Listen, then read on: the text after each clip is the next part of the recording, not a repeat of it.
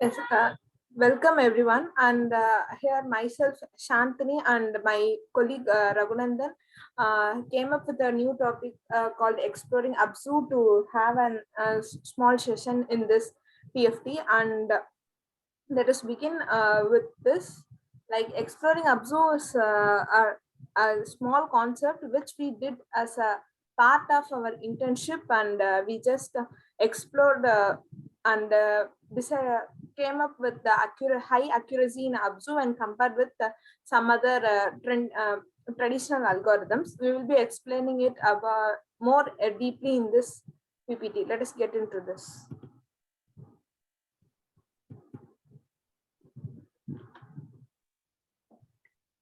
Okay, hi all, good afternoon.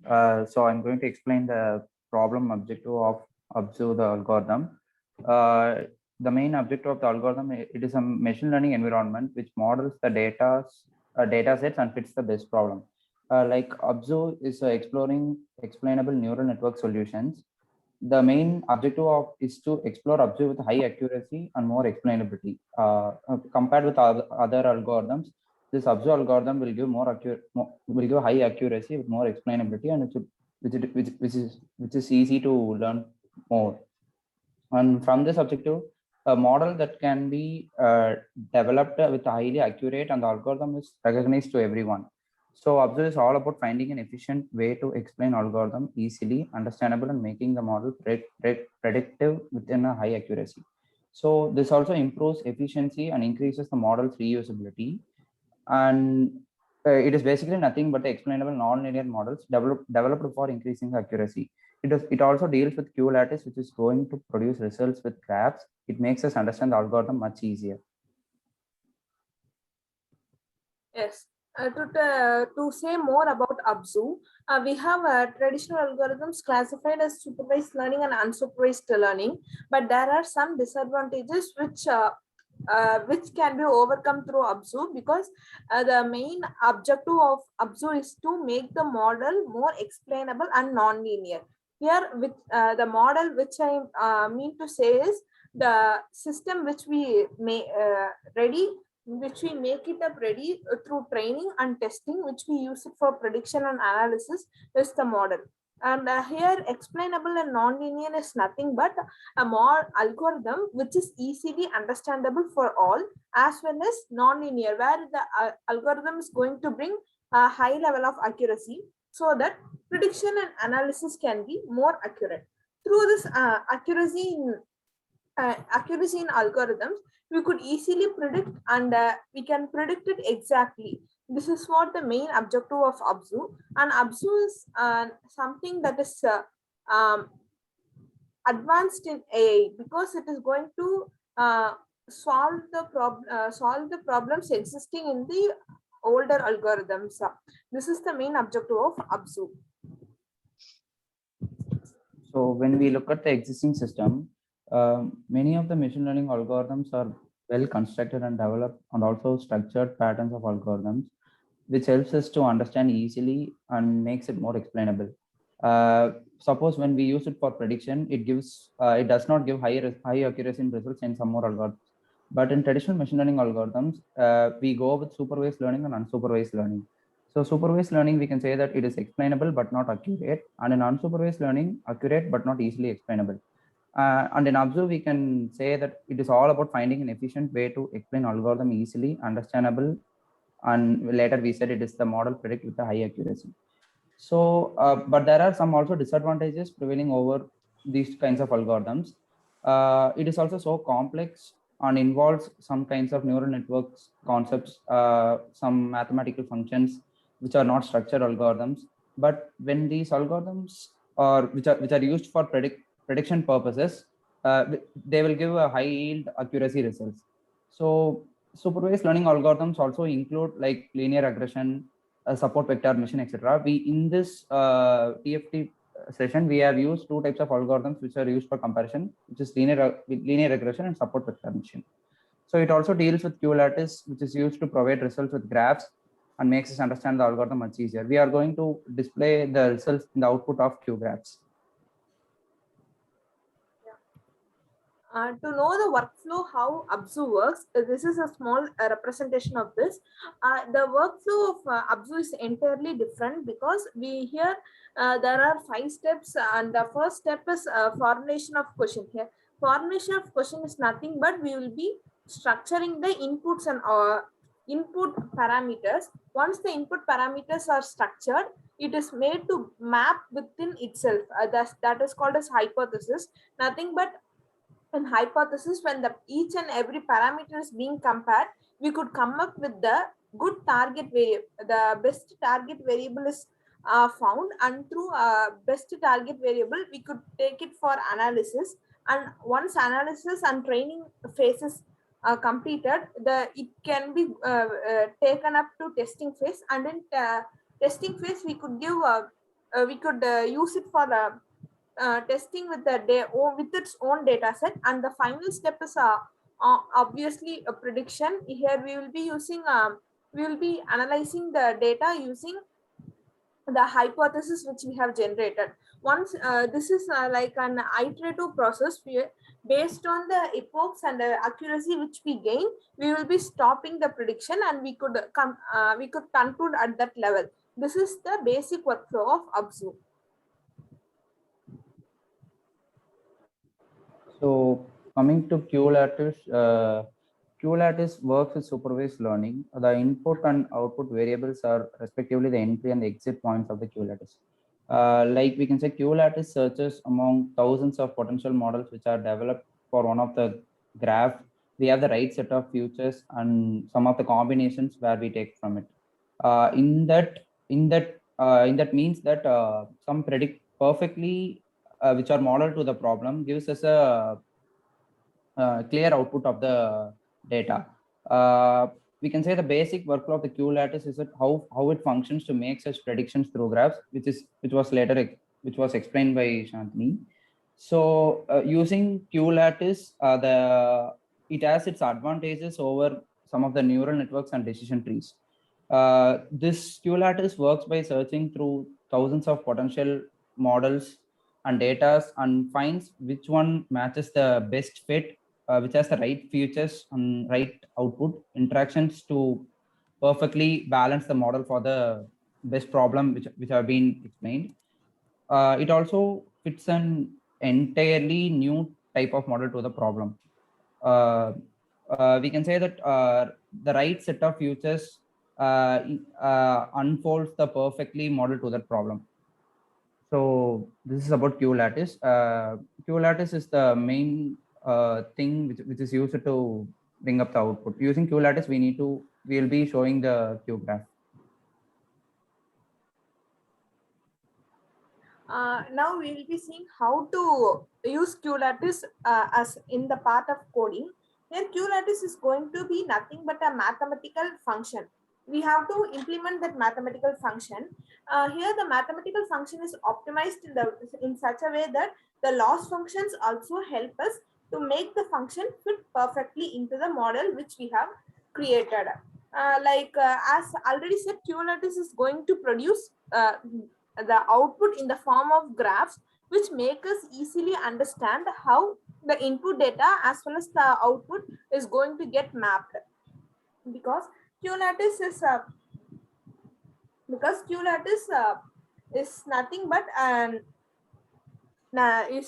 but used to connect between the input and the output data. This is going to be the formation of QLattice, and this is how we will be training the data. The data set need to be trained. It has to be the epochs has to be run in order to find the efficient way.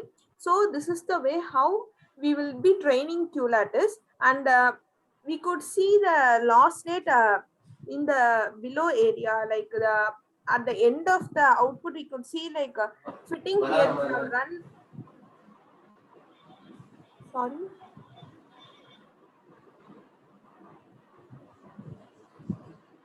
Yeah, Shantini can continue. Okay.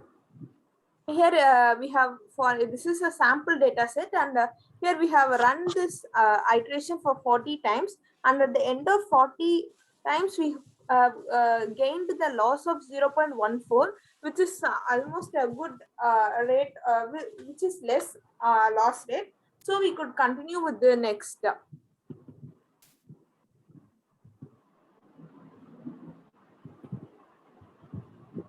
So this is the working of QLattice. Creating QLattice usually requires two parameters: the identifier and the access token. The QLattice identifier and the user access token will be shown on the dashboard, which has been created. For each ID, there will be a single identifier and a single access token. It can be used by only one ID. And the main working of the QLattice is data transformation accessible in the QLattice can be of several types, like multiple, linear, sine, tan, and Gaussian. Together, these cover virtually all natural occurring dependencies.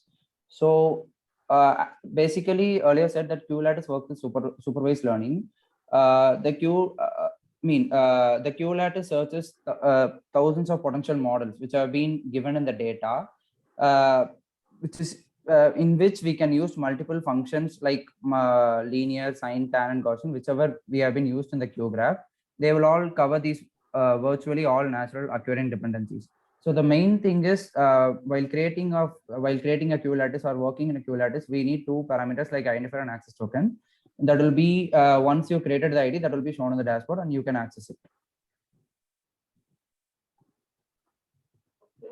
Now we'll be seeing QGRAPH. As I said earlier, QLattice is the model which we use for training, and the output generated by QLattice is going to be in the form of QGRAPHs.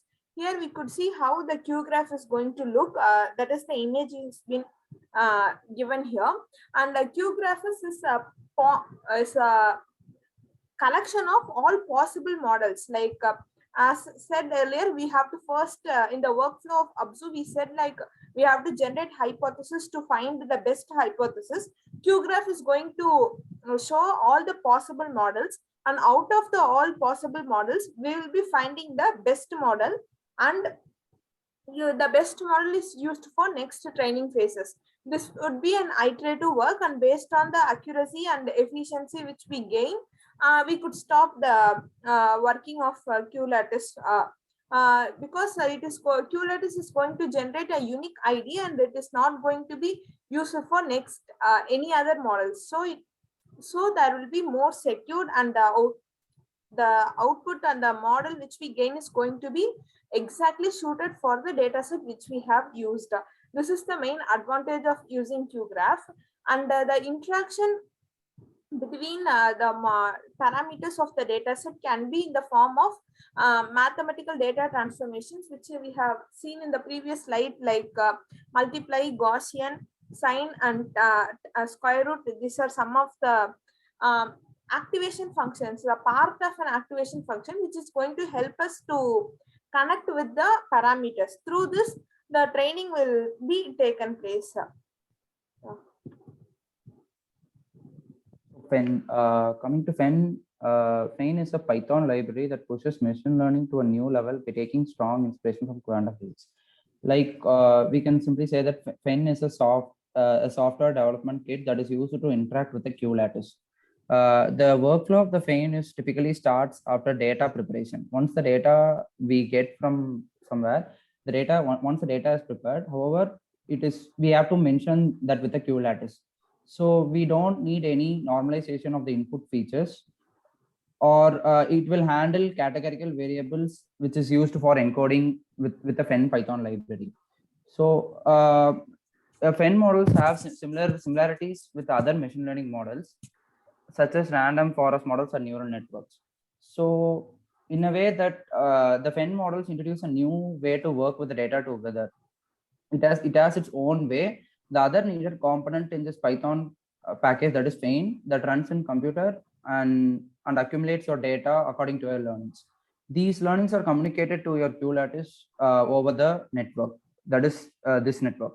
That is being told there. And what is told in this Abzu is that it takes in the model in the form of graphs, which helps us to interpret in an accurate way. which will give an explainable model for easy interpretation.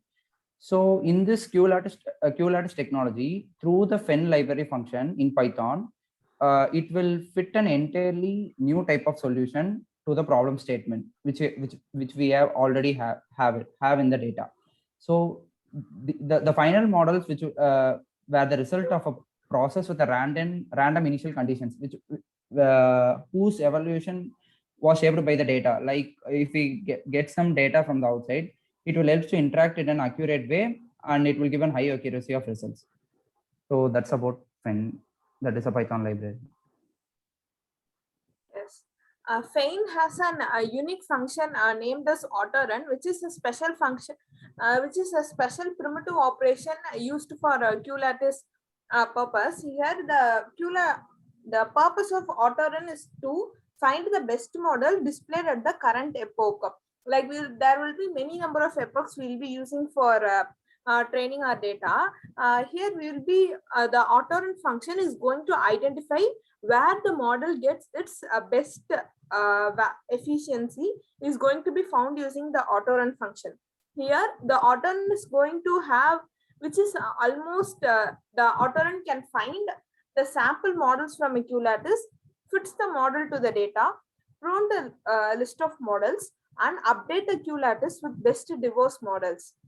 Here is now autorun is nothing but when we continuously run the epochs for a certain number of time, only at the end of the time we will be able to identify the efficiency and the loss function. In case when we are using the autorun function, we will be able to return the best fitted model along with its efficiency being displayed, so that we no need to run it multiple times. So the number of epochs being run can be reduced, and the time for training up the time for running the epochs can also be reduced. It can be just done with a single line of code. Here just QL represents QLattice, and QL.autorun is the format which we use for make the autorun function run. Here autorun method is the amount of models sampled to the loss of a loss, and displays the prediction also. So the loss as well as the prediction both are going to be displayed when the training takes place, and the best accuracy and efficiency is being found. Autorun is going to display its loss and the prediction. These two are the parts. These are the main functionalities of autorun. So in sample models, the QLattice is a statistical source of models. Using the QLattice.sample_models function, we can the input and the output of using the input and the output, the QGRAPHs will run and show the output of the data. In the code, we can see that using that function, we can use autorun to also show the input and the output of the data, or also using QGRAPH.fit. Using these two functions also, we can there are two ways to find that. So using these two functions, we can show the input and the output of the data, and we can say that sample models from the QLattice are created by using this function, which has been told. Working on this model takes in a sample data set. We have taken the diabetes as a sample data set to prove this. To test its accuracy, that will be so easy to understand with the sample data to prove it about the efficiency of this Abzu algorithm. The input will be given, and in the context of the data is shown, followed by designing the data on the model and then fitting it to be used. So the QLattice is a machine learning technology that allows you to create hypotheses, like earlier said, analyzing, testing, and these kinds of workflow will be done, and the algorithm will get a deeper understanding of the relations between the data sets and how they interact between them. So that has been explained here. Okay. In sample models, we could able to see 4 main parameters being used which is nothing but input, output, kind, and max complexity. As we have already said that QLattice is going to be a completely mathematical functionality that is going to help us in reducing the loss in an optimized way.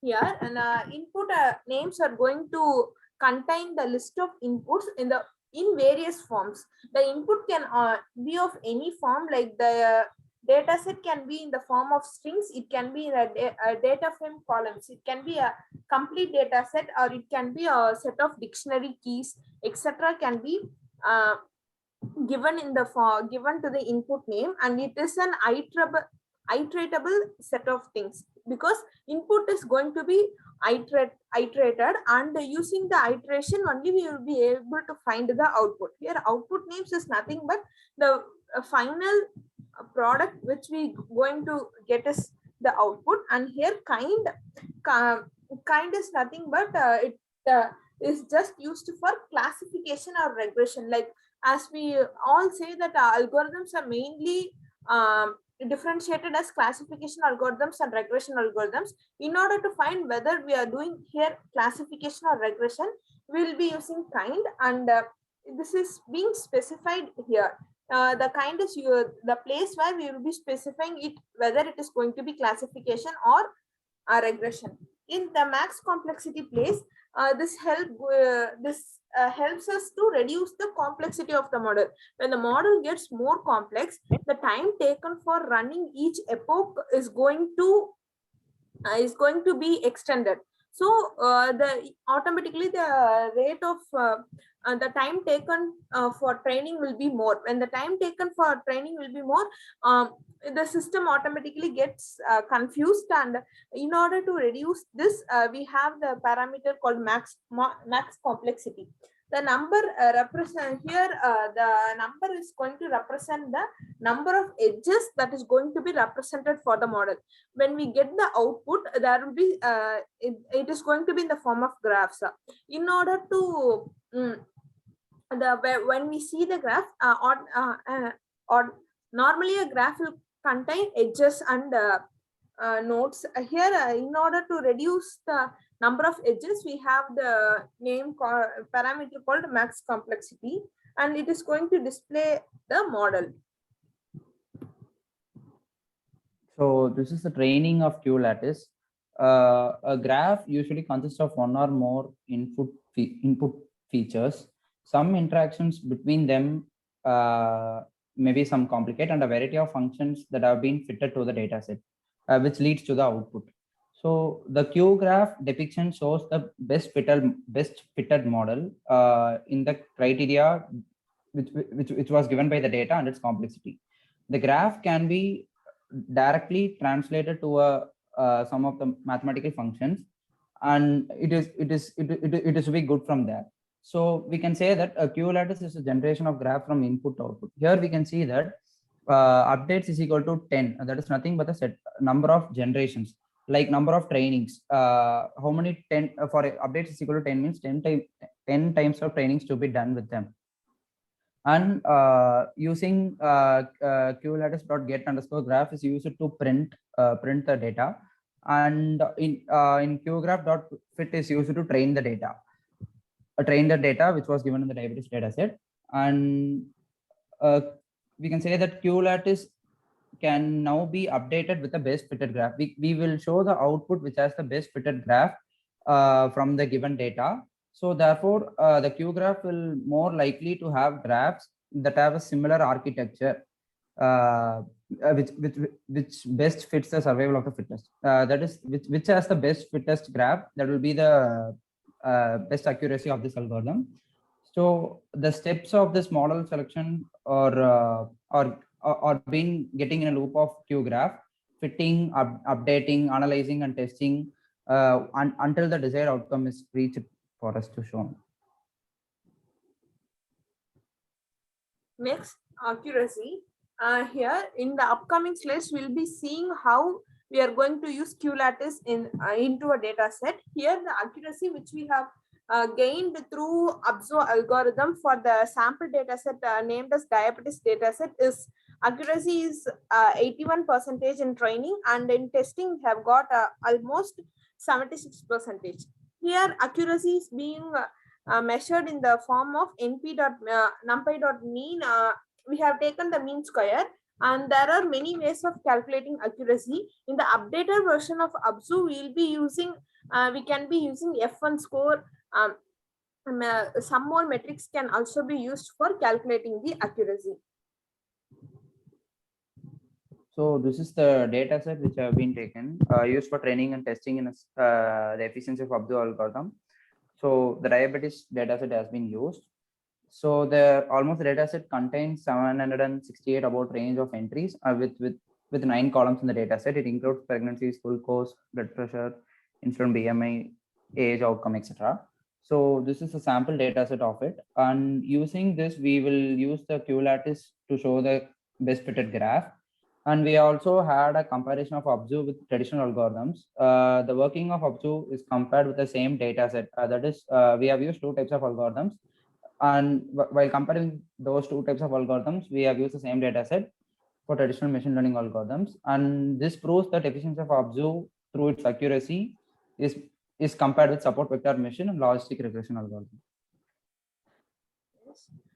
Here we will be seeing how Abzu is going to work. Initially, the formal step is you have to load the data set, and we have imported the necessary library functions like FEYN, NumPy, Pandas, and Matplotlib. These are essential library functions which we need, and usually we will be uploading the data set in the form of CSV file. The same way we have uploaded it here. And in the next slide.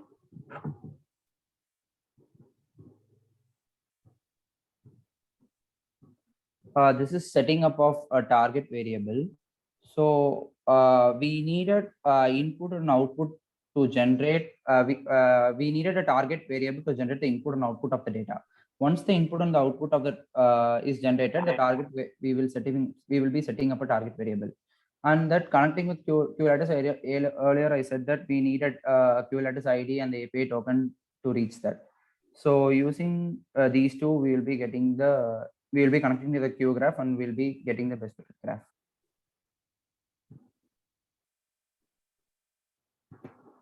And next, here comes a support vector missions algorithm. As we already said, in order to prove the efficiency of Abzu is high, we have used the same data set and compared it with 2 more algorithms named as support vector mission and logistic regression. And in the support vector mission, this is how the data is being represented. This is just a scatter plot, the way which the data is being scattered, and this is the representation of just a pictorial representation of the data set. Here is the accuracy of the support vector mission. Earlier I said that the efficiency of Abzu is compared with two types of algorithms. Here the efficiency of the accuracy of the SPM algorithm was 76%. Here you can see that. And later we will be seeing the logistic regression. So using this, we will be showing that this proves that Abzu has a better efficiency than SPM and logistic regression. And next slide, this is nothing but logistic regression. This is the representation of a data set being scattered in logistic regression algorithm. Here we find that the data columns being mapped, or just the diagonal row is being always numbered as 1. This is because in logistic regression, we will be also have a method of comparing it with the other parameters. So we could see the above tabular column. We could find the way that diagonal values are always mentioned as 1. This is helpful in maintaining. This is useful when we are training up the model. So this is the accuracy of the logistic regression. Earlier we saw the SPM, it was 76, and the logistic regression accuracy was 78%, and the accuracy of Abzu was almost 82, approximately 82%. So the objective of that Abzu algorithm is to prove that the algorithm with more efficiency, and we need to make it as easy understandability. So comparing with these 3 algorithms, for example, that approximately 82% of the Abzu algorithm has its best accuracy with high model.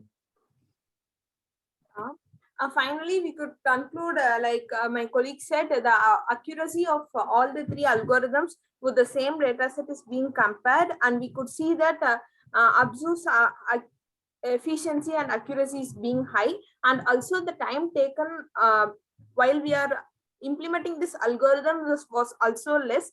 Like when the training of the model for Abzu, SVM as well as logistic regression, Abzu took only less time and produced the output in the form of graphs, which was easy to understand as well as the accuracy was high.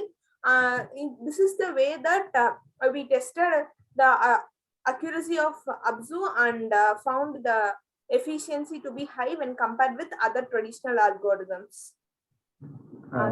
Thank you. Thank you. We thought of showing a demo, but the ID got been expired. Only with a single ID, we will be able to show you the overview of that. So due to that, we can't able to show a demo of it. So that we have placed some screenshots of it and show the accuracy of those algorithms. Just the basic of it. Thank you. Yeah, any questions? Yeah, one question. Yeah, please. You said like Abzu algorithm speed is better than the normal algorithms, right? Yeah, that's Yes. it. Yeah, but actually it need to go through the lots of models, right? Internally to come up with the best optimized model. Yeah, in that case only we used, we randomly picked two algorithms and just made the same data set and worked with it and created a model from support vector machine and another model through logistic regression. And we, in the same way, we trained both of them. And after that only we just compared the speed as well as the accuracy. Both was high in Abzu. Yeah, technically, Abzu need to go try to fit more models, right, internally. Yeah. But for the example, to show you that Abzu has high accuracy, we tried with those two models. Okay, you have shown the trained accuracy. Have you compared the test accuracy? It need to be high, right? Not the trained accuracy. Yes, testing accuracy was when we compare testing accuracy of Abzu, SVM as well as logistic regression, it was same. Like Abzu was maintained with the 76% during testing, but it was more less when we compared it with SVM and logistic regression. Okay, thanks. Yeah, go on you. My doubt is actually the presentation is really good, but my doubt is with respect to something else. I see that you guys have extensively worked with algorithms, right? I would like to know if you have come up with some kind of have you heard of SLAM algorithms? In case you have any kind of prior experience working with it, I would just like to know if any kind of working package is available for SLAM. No, I haven't worked with SLAM algorithms. Okay, thanks. Yeah. Thank you.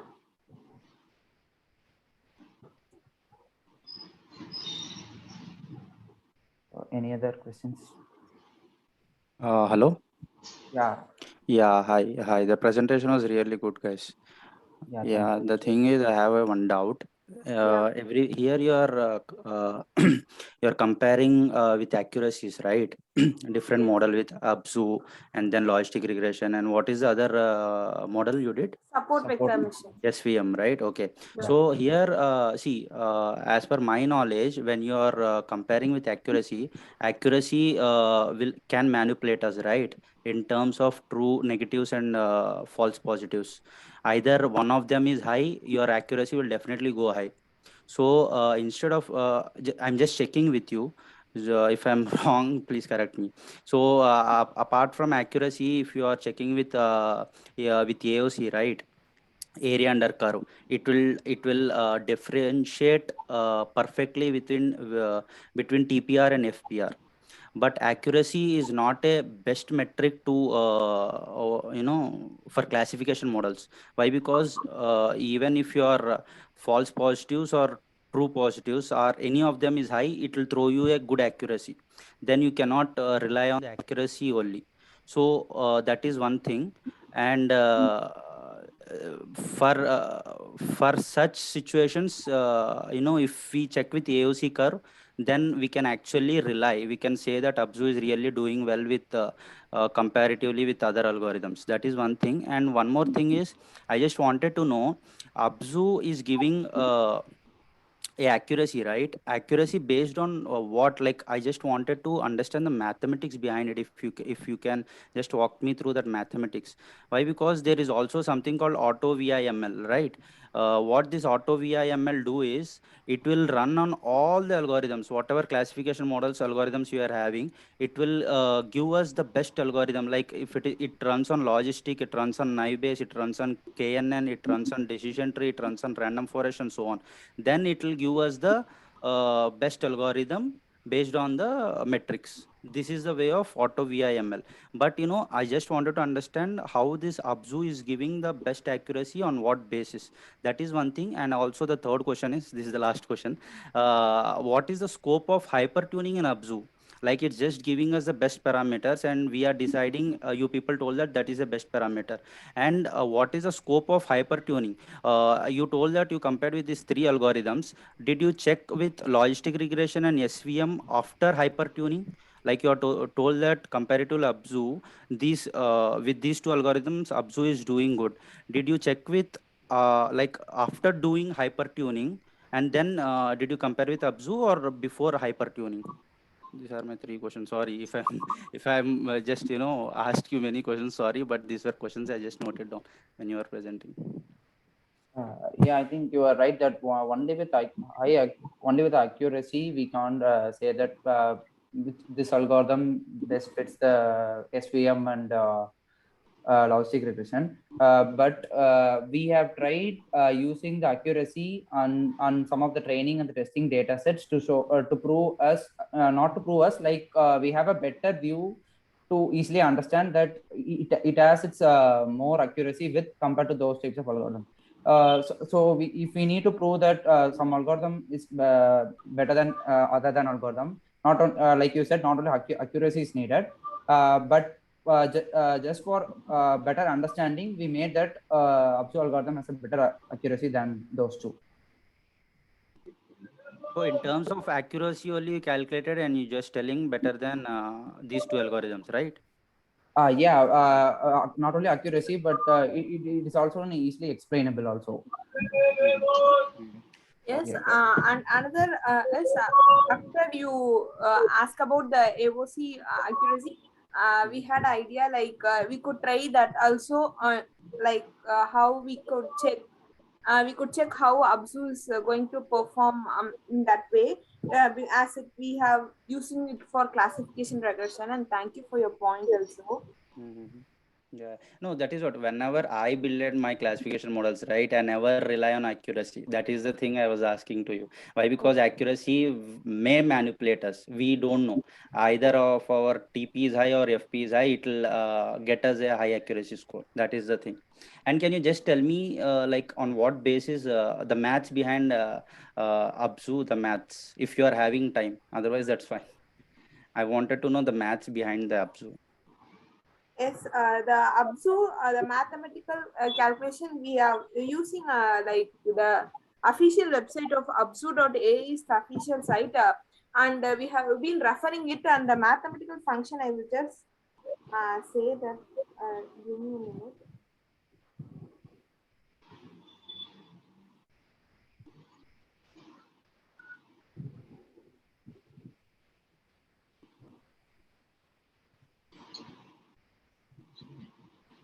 And if you guys have a time, right, it's a suggestion from my end. You can also try with auto VIML.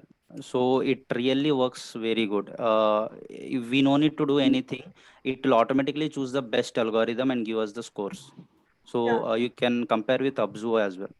Yeah. sure, we will do that. We will try that also along with that. we'll share the official website of Abzu. You can also go through that. There are this is just a small eye opening for Abzu. Like, we have more functionalities in Abzu. Like, we could visualize the model, we could find some more functionalities working for the model, and we could refer that in the official documentation of Abzu. Yeah, I have been shared in the chat. This is the official website of it. Okay, cool. Thanks, guys. I'll check it. Any other questions, guys?